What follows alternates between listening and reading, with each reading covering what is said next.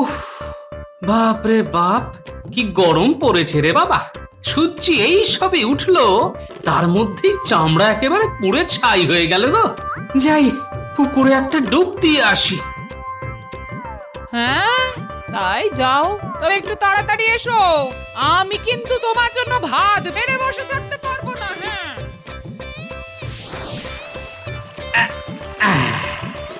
জল দেখেই লোভ হচ্ছে, মনে হচ্ছে জলেই ডুবে থাকি। আচ্ছা লোক তো, গেছে তো গেছেই, ফেরার নাম নেই। এদিকে ভাত জুড়িয়ে গেল যে।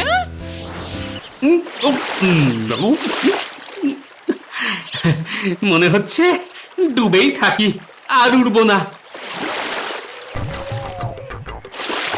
জলে ডুব দিয়ে কতক্ষণ থাকবে? দেখাচ্ছি মজা। হ্যাঁ, আচ্ছা আচ্ছা, আমাকে দেখেই জলে আবার ডুব না? দেখি দেখি লোকটা কতক্ষণ ডুবে থাকে, উঠতে তো হবে নাকি? এই আর একবার যদি ডুব দাও তো এই তোমার মাথায় ভাঙবো। সাধ করে কি বসে আছি গিন্নি? আহা, কি শান্তি। নাকে শিখনি নিয়ে হ্যাঁচো হ্যাঁচো করলে কিন্তু আমায় দেখো না, আমি বাবু তোমার সেবা করতে পারবো না। আরে না রে বাবা, কিছুই হবে না। আহা, শরীরটা একেবারে জুড়িয়ে গেল গো। আহ, কি শান্তি।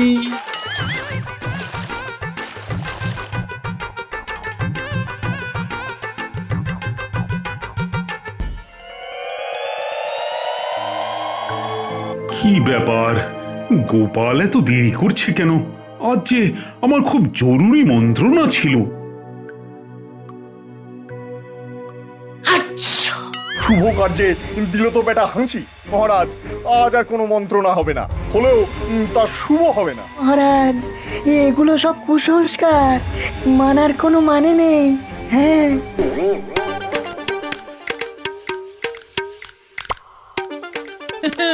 মুখে মারিতং জগতং, আমার কিছু হবে না। কিবির কিবির, এখন নাক ভর্তি সর্দি নিয়ে সারাদিন হ্যাঁচো আর হ্যাঁচো। মরণ হচ্ছে আমার। ঘরের কাজ ফেলে এখন সর্দি সামলাও। এমনিতেই মানুষটার বয়স হয়ে গেছে, কঠিন অসুখ না বাঁধিয়ে বসে। হ্যাঁ, বিছানায় একবার পড়ে গেলে কে সেবা করবে? আমি পারবো না বাবা, সেবা করতে পারবো না। কিন্তু যদি ভালো মন্দ কিছু হয়ে যায়, ইস, কি আজে বাজে কথা ভাবছে। মানুষটা এত বোকা যে জলে ডুবে থাকার কি বিপদ তা জানেই না। কপাল কপাল, সবই আমার কপাল। বোকা লোকের সঙ্গে ঘর করার যে কি মরণ, সে শুধু আমি জানি।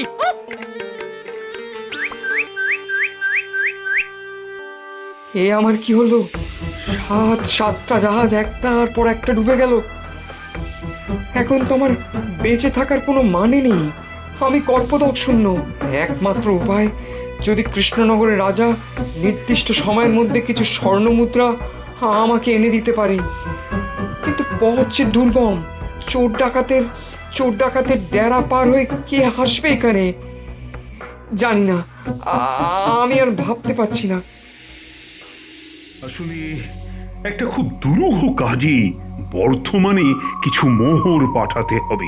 তবে রাস্তা বড় দুর্গম, চোর ডাকাতের উৎপাত।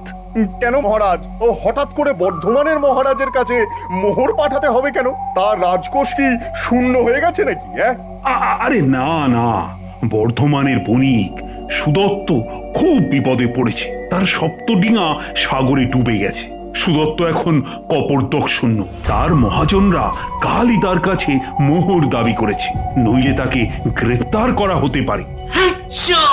সুদত্তর এই বিপদে কাকে দিয়ে পাঠাবো মোহর? কে সেই বীর যেই বিপদ সংকুল পথে যাবে বর্ধমানে? ভালো কাজে লোক পাঠানো হবে, তাতে হাঁচি দিল গোপাল। ওকে রাজসভা থেকে বার করে দিন মহারাজ। হ্যাঁ, আমি কি তোমার বুদ্ধিতে চলবো?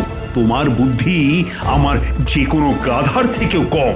চুপ করো, এখন কাকে পাঠাই তা নিয়ে আমার মাথা একেবারে গরম হয়ে যাচ্ছে। কেন মহারাজ? সেনাপতির মতো সাহসী মানুষ থাকতে আর কার খোঁজ করছেন আপনি? মহারাজ, আপনি ভগবানকে পাঠাচ্ছেন না কেন মহারাজ? ও আপনার কোন কাজে লাগে?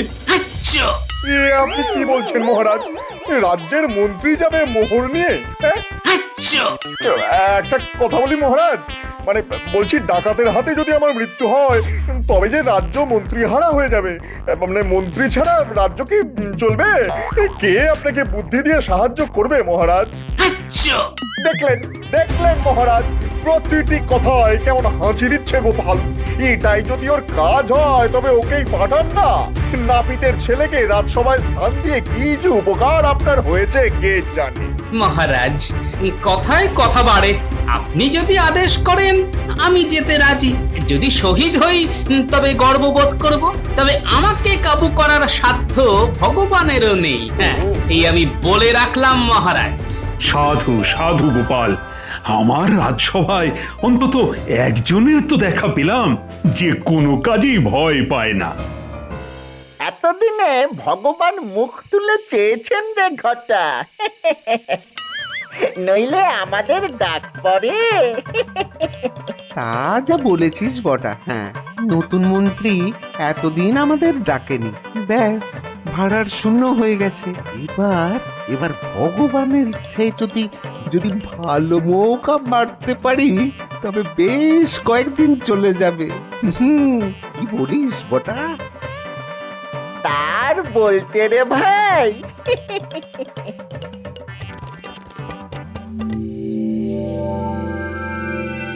বুঝলে গিন্নি, সবাই আমাকে বোকা বলে মনে করে, কিন্তু রাজা মশাই এমন একটা কাজ দিয়েছেন যেখানে বুদ্ধি আর সাহস দুটোই লাগে। কি কাজ গো? তা এখন বলা যাবে না গিন্নি, আগে ফিরে আসি তারপর বলবো। বাবা, আজ সকালে না হয় একটু বেশি কথা শুনিয়েছি। তা কি তোমার ভালোর জন্যই তো নাকি? সেই রাগ এখনো পুষে রেখেছো? আর কিছু বলবো না বাবা, যাও। আরে না না, তা হতে যাবে কেন? কি মুশকিল? তাহলে বলো কোথায় যাচ্ছো? হ্যাঁ, কি মুশকিল? আরে বাবা, বলা গেলে কি আর বলতাম না? বলবে না তো? ঠিক আছে, আমি কালই ভাইয়ের কাছে চলে যাচ্ছি। হ্যাঁ,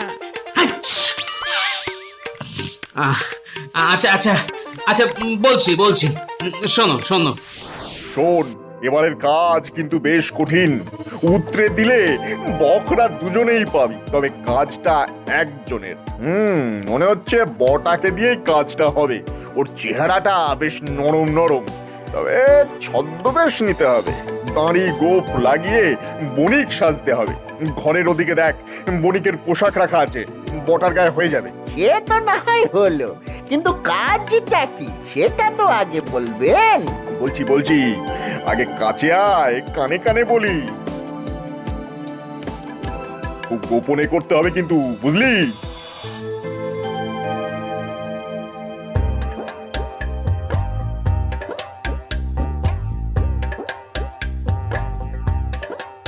বাহ, চমৎকার রাস্তা তো। কে বলেছে এই রাস্তায় এত চোর ডাকাত আছে? সঙ্গে চিড়ে আর চিনি আছে। রাস্তায় কলা গাছ চোখে পড়ে গেলে কলা পেড়ে নেব। হ্যাঁ, আচ্ছা, আমায় বিপদে ফেলার এই সুযোগ কি ভগবান নেবে না? নিশ্চয়ই নেবে। ঠিক আছে, একটু সাবধানে থাকতে হবে।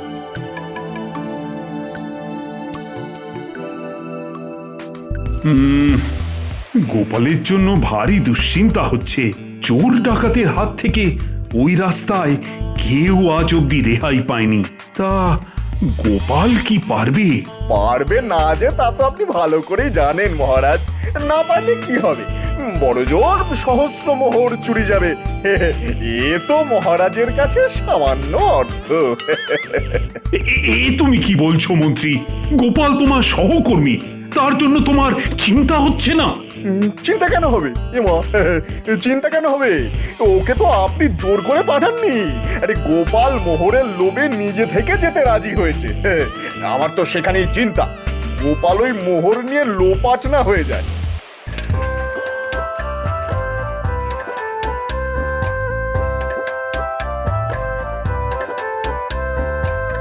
আচ্ছা, বেটা ভগবান তাহলে নিজেই ডাকাত লাগিয়েছে। বেশ বেশ, এবার জমবে খেলা। তা ভাই, এই পথে তুমি কোথায় যাচ্ছ? তুমি কি বণিক? হ্যাঁ ভাই, আমিও বণিক। তুমি?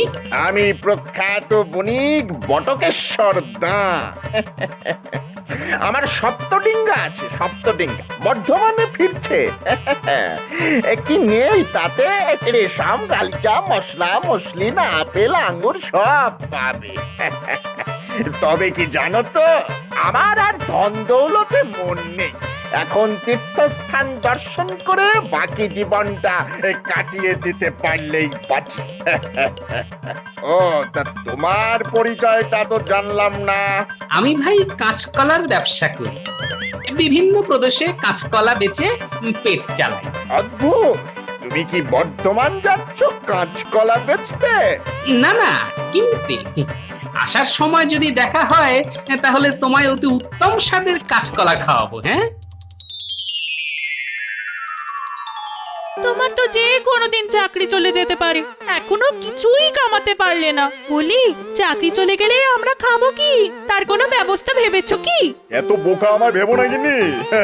সব ব্যবস্থা হয়ে গেছে, আর দুদিন অপেক্ষা করো। এবার যা বুদ্ধি খাটিয়েছি না, তুমি রানীর মতো সারা গায়ে সোনার গয়না পরে পাঞ্চি ববে আর দাস দাসীদের আদেশ করবে। রাখো তোমার আদিক্ষেতা, সামান্য একটা নাম থেকে কবজা করতে পারলে না। তুমি আসলে একটা অতি নির্বোধ লোক। এ তুমি যাই বলো না কেন, আমার কত বুদ্ধি তা আমি জানি। ঠেস দিয়ে কথা না বলে এখন যা বলি তা করে ফেলো। হ্যাঁ, জিনিসপত্র গুছিয়ে ফেলো। হাতে মাল এলেই রাজ্য ছেড়ে পালাতে হবে একেবারে অন্য রাজ্যে। মহারাজ আমাদের কোনো খোঁজই পাবে না। ভাই কাঁচকলা বণিক, তোমার খিদে পায় না? অন্ধকার তো ঘনিয়ে এলো, আমার কিন্তু খুব পেয়েছে।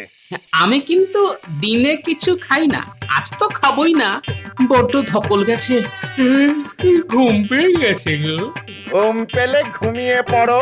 সত্যি বড্ড ধকল গেছে আজ। দাঁড়াও, আমি তোমার বিছানা করে দিই। দেবে? তা দাও। তোমার কি দয়ার শরীর গো। তবে তুমি তোমার বিছানা না করে আমার বিছানা করলে সেটা আমার পক্ষে খুব অপমানজনক হবে। আগে তোমার বালিশ বিছানা পাতো, তারপর আমারটা পাতো ভাই। হ্যাঁ ঠিক আছে, আমি আমাদের দুজনের শোয়ার জায়গাটা করে দিচ্ছি।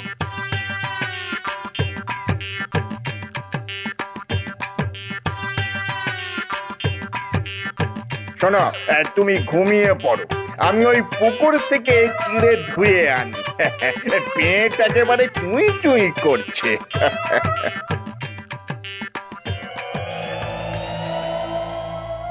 সেই কখন বেরিয়েছে গো লোকটা? বলে পেটে কিছু পড়লো কিনা জানা নেই। জঙ্গলের রাস্তায় যে একটু ফলমূল পেড়ে খাবে সে বুদ্ধিতেও তো কুলোবে না। সঙ্গে যে খাবার দিয়েছি তা খুলেও দেখবে কিনা কে জানে। আশেপাশের গ্রাম থেকে যে চারটি খাবার চেয়ে নেবে সে বুদ্ধিও তোর ঘটে নেই। কি করি?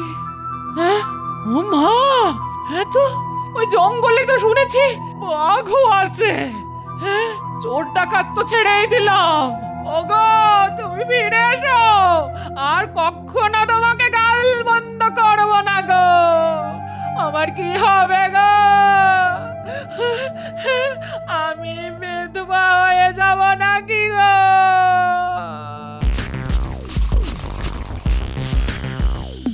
কি আশ্চর্য, নেই কোথাও তো নেই। তাহলে গেল কোথায়? ভোজবাজির মতো উড়ে গেল না? লোকটাকে জাদুকর, দেখি কোনো গাছের ডালে ঝুলিয়ে রেখেছে কিনা।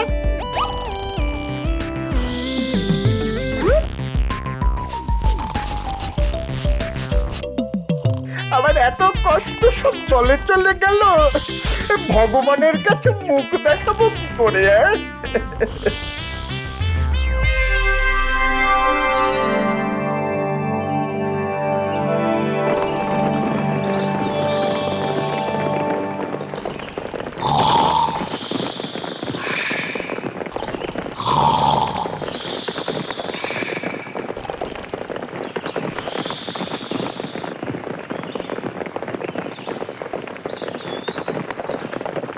মহাশয়দের দেখে অভিজাত বণিকের দল মনে হচ্ছে।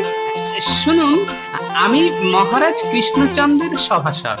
বিশেষ কাজে যাচ্ছিলাম বর্ধমানে বণিক সুদত্তের বাসগৃহে। এই দেখুন, আমার কাছে মহারাজের মোহর আছে। এই দুঃসাহসিক কাজে আমরা যদি আপনার কোনো কাজে লাগতে পারি তাহলে নিজেদের ধন্য মনে করব। তাহলে শীঘ্রই এই চোরটাকে আপনারা বেঁধে নিয়ে যান বর্ধমানের রাজার কাছে।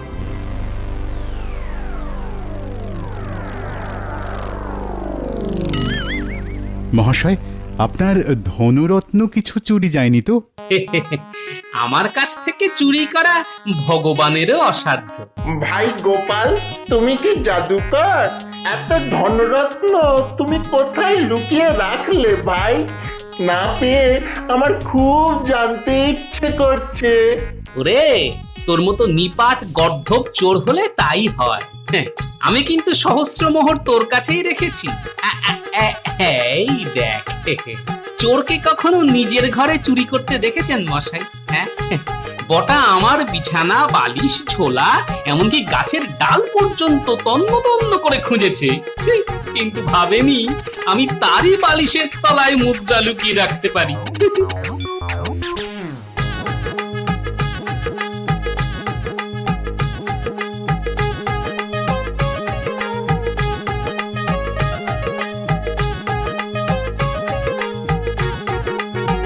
আপনার মতো বুদ্ধিমান সভাসদ পাওয়া মহারাজ কৃষ্ণচন্দ্রের সৌভাগ্য। তাকে আমার সশ্রদ্ধ প্রণাম জানাবেন। আপনি সত্যি বুদ্ধির জাদুকরই বটে। এই চোরটাকে আগে ধরে নিয়ে যান, 70 কারাগারে নিক্ষেপ করুন। আপনাদের অশেষ ধন্যবাদ। যাত্রা শুভ হোক। আমি চললাম আমার কাজে।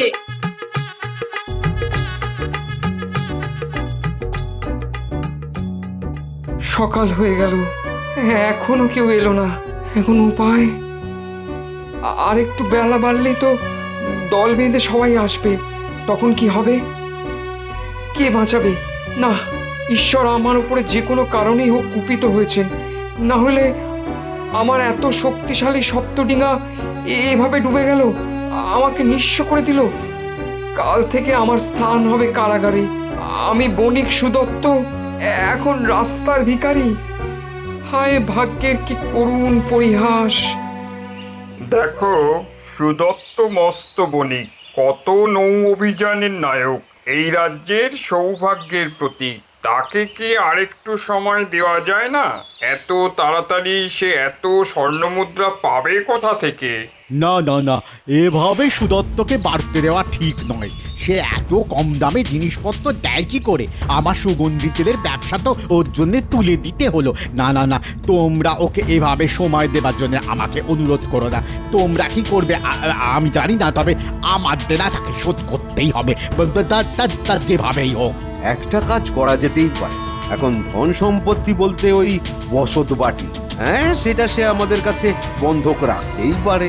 যখন ও দেনা মিটিয়ে দেবে তখন ওই সুদে আসলে হিসেব নিকেশ করে যা হোক একটা মীমাংসায় আসা যেতে পারে। তোমার লোক কিছুতেই মিটবে না।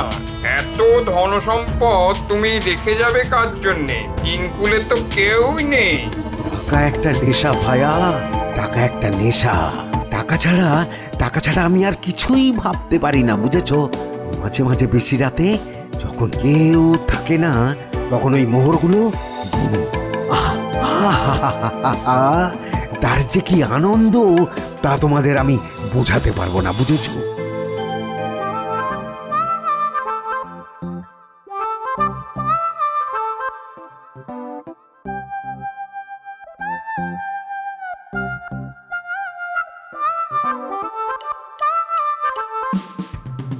বাহ, এ তো চমৎকার নগর। কত লোক। এখন সুদত্ত বণিকের বাড়ি চিনব কি করে? ওই যে একজন আসছে, ওকেই জিজ্ঞেস করি। মহাশয় নিশ্চয়ই এই নগরের বাসিন্দা? আগে হ্যাঁ, তা আপনি কি এই নগরে প্রথম এলেন? কাউকে খুঁজছেন নাকি?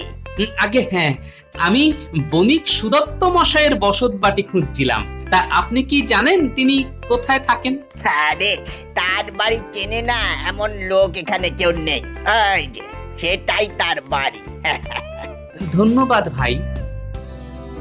না, আর কোনো আশা নেই। রাজা কৃষ্ণচন্দ্রের কাছ থেকে যার সাহায্য আসার কথা ছিল সে তো এলো না। তাকে হয়তো ডাকাত মেরেই ফেলেছে। প্রভু, ওই কৃষ্ণনগরের রাজার কাছ থেকে একজন আপনার সঙ্গে দেখা করতে এসেছে। এসেছে এসেছে তাকে তাকে ওপরে নিয়ে এসো। ভগবান মুখ তুলে চেয়েছেন। ভগবান নয়, রাজা কৃষ্ণচন্দ্রের দাসানুদাস আমি শ্রী গোপাল ভাঁড়। এই নিন আপনার সহস্র মোহর।